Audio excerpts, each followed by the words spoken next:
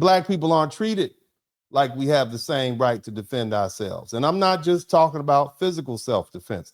I'm talking about defending our dignity, our humanity, our families, our communities, and our right to exist without being degraded. That's why people love to say the N-word.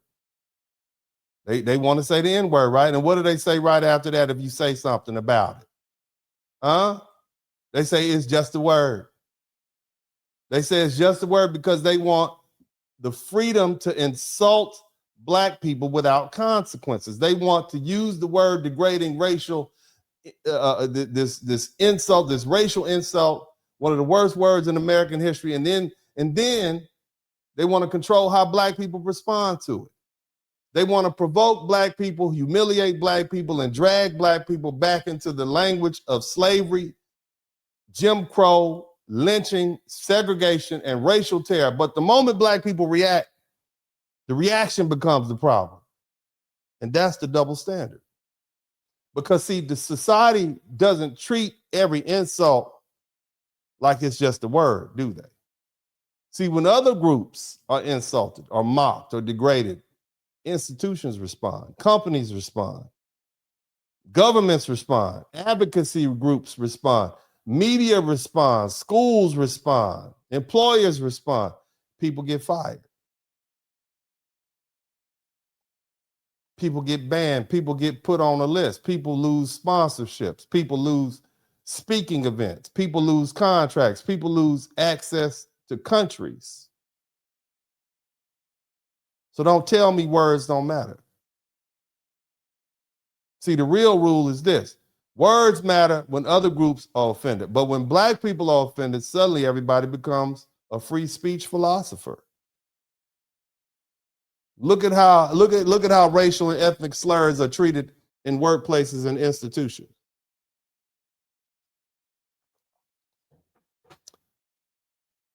The EEOC says racial harassment, it can include racial slurs and offensive remarks and derogatory comments based on race, color, ethnicity, or national origin. And that means words can help create a hostile environment. So when people use slurs against Asians, y'all have heard those slurs, whether they're Japanese or Chinese. When they use them against Hispanics and Arabs and Jewish people or any other group, the law doesn't simply say, relax, it's just a word. The law recognizes that words can be part of discrimination and harassment. Look at the anti-Asian slurs like the terms like Jap or Chink or Chinaman. That language caused serious consequences. In 2012, ESPN fired an employee and suspended another one after the chink in the armor headline was used in connection with Jeremy Lin. For you all who don't remember him, he's a basketball player of Asian descent. One of the first and most prominent, well, one of the most prominent. You understand? They got rid of them. In 2014, the Miami Dolphins, they had a bullying investigation and included allegations that players used slurs like Jap, Chinaman, and Chink against a Japanese assistant trainer. So society clearly understands that racial slurs aren't harmless when other groups are targeted. And we want to talk about anti-Semitism. When people offend Jewish organizations or repeat anti-Semitic ideas, groups like the Anti-Defamation League, they don't just shrug that and say it's just a word. ADL tracks the anti-Semitic rhetoric. It maintains hate symbol databases. It monitors public figures. It publishes reports and identifies language and symbols and movements and folk connected to anti-Semitism. Look at Kanye West. That's the most obvious example. After his anti-Semitic comments in 2022, the ADL published material about him. They talked about the companies he was tied to. And his public image and business relationships, it took a hit. Hell, in 2026, the United Kingdom blocked Kanye West from even coming over to their country because of his anti-Semitism. So words do matter. And let's talk about Islam, because we're not just talking about racism. You guys know Salman Rushdie? This dude published something called the Satanic Verses in 1988. And in February 1989, the Ayatollah Khomeini issued a order, we'll call it a fatwa, calling for this man's death because of a book with words. This man had to live under police protection for years, and hell, his translator was murdered in 1991. Anybody close to him was scared. His other translator in Italy and Norway were attacked. Rushdie himself was attacked on stage in New York in 2022. I'm not justifying any of that violence. I'm just saying the world clearly understands that words can create massive consequences depending on how you use them. Look at this. Then there was this cartoon about Muhammad. It's called the Muhammad cartoon. This 2005, this Danish newspaper, I forget what it's called, the Jyllands-Posten. They published this cartoon and it depicted the Prophet Muhammad, peace be unto him. I'm not Muslim, but I do understand that it goes against their religion to produce photographs of the Prophet Muhammad.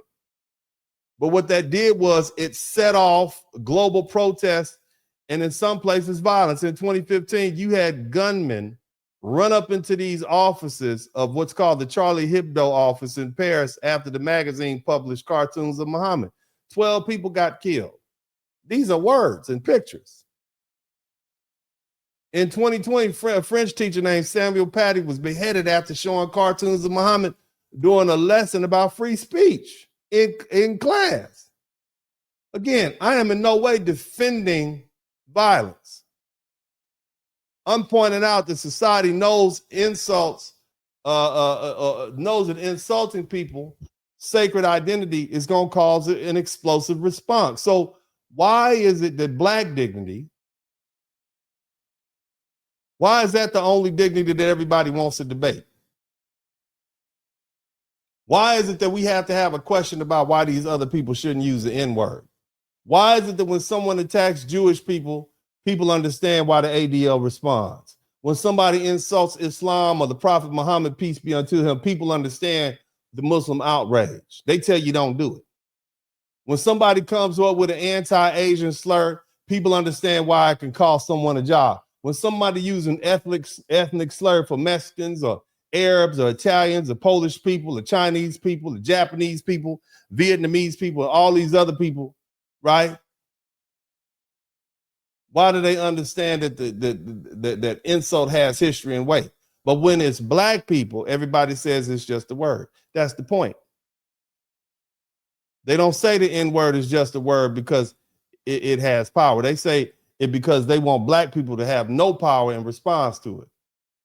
They want the right to disrespect Black people and then demand that Black people respond politely. They want to throw the rock and then lecture us about how loudly we should scream. And this isn't free speech. That's social control. The N-word isn't just a sound. It's not just letters.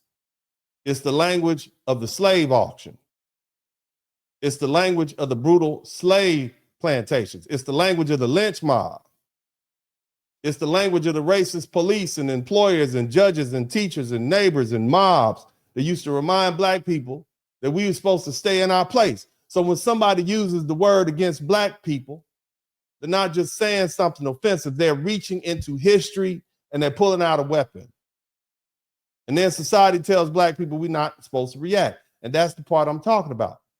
Black people aren't supposed to defend ourselves because society doesn't believe that Black people have the same right to dignity or anger or fear or outrage, or other groups to be offended. And other groups get institutional protection.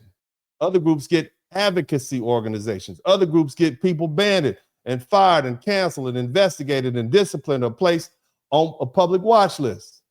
But Black people are told to calm down. And that's why the N-word example matters, because it exposes the rule.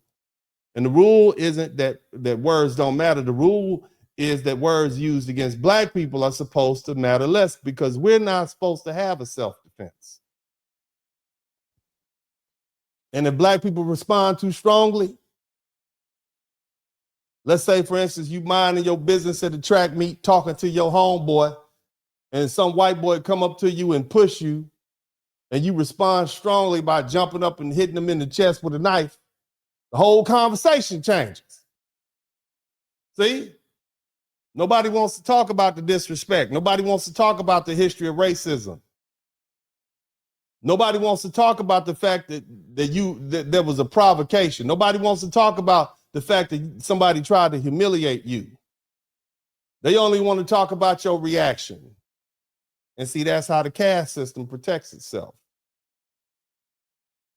It gives everybody else the right to be offended, but it tells black people to be mature. It gives everybody else the right to demand consequences, but it tells black people to walk away.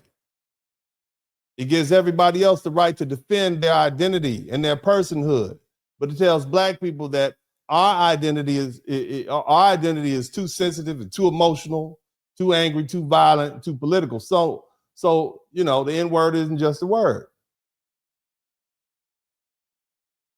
You see? It's only just a word when black people are the target.